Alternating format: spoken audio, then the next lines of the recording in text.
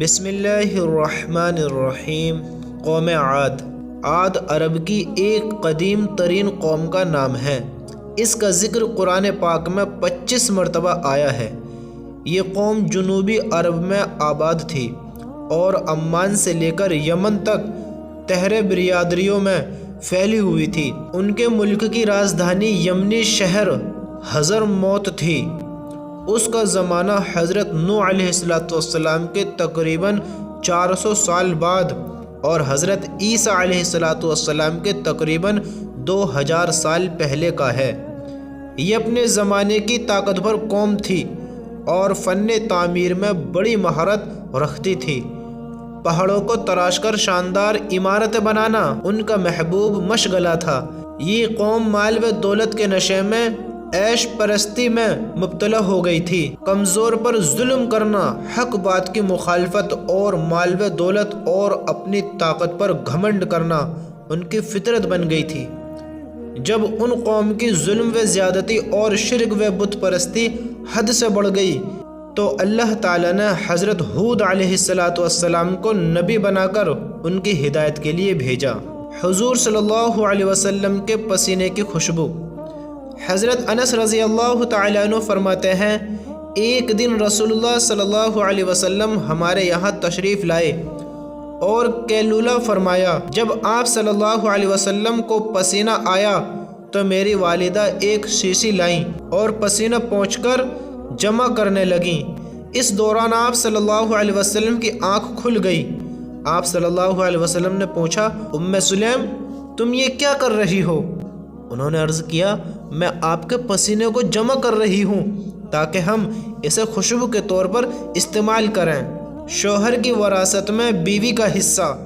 قرآن میں اللہ تعالیٰ فرماتا ہے، ان عورتوں کے لیے تمہارے چھوڑے ہوئے مال میں چوتھائی حصہ ہے جبکہ تمہاری کوئی اولاد نہ ہو، اور اگر تمہاری اولاد ہو تو ان کے لیے تمہارے چھوڑے ہوئے مال میں 8واں حصہ ہے۔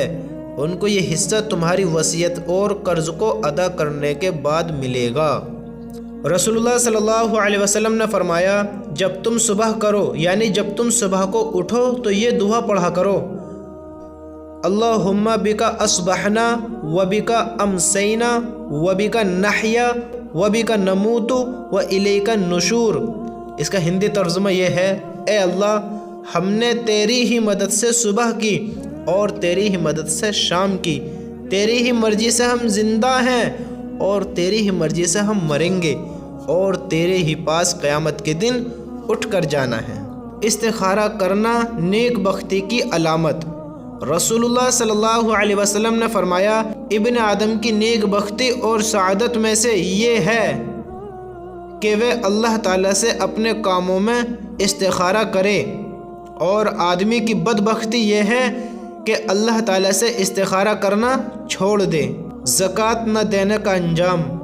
قرآن میں اللہ تعالیٰ فرماتا ہے، جو لوگ سونا یا چاندی جمع کر کے رکھتے ہیں اور ان کو اللہ تعالیٰ کے راستے میں خرچ نہیں کرتے، زکوٰۃ ادا نہیں کرتے، آپ ان کو دردناک عذاب کی خبر سنا دیجئے کہ جس دن اس سونے چاندی کو آگ میں تپایا جائے گا، پھر اس سے ان کی پیشانیوں اور ان کے پہلوؤں اور ان کی پیٹھوں کو داغا جائے گا اور کہا جائے گا، یہی ہے وہ سونا چاندی جس کو تم نے اپنے لیے جمع کیا تھا، تو اب اپنے جمع کیے ہوئے کا مزہ چکھو۔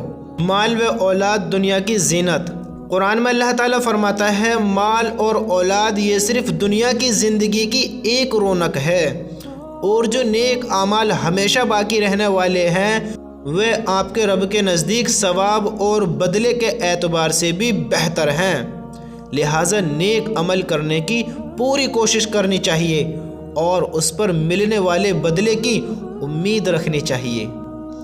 جہنم کی گرمی۔ حضرت عمر رضی اللہ تعالیٰ عنہ بیان کرتے ہیں کہ جبرائیل علیہ السلام نے رسول اللہ صلی اللہ علیہ وسلم سے کہا، میرے بھائیو تھوڑا دھیان سے سننا۔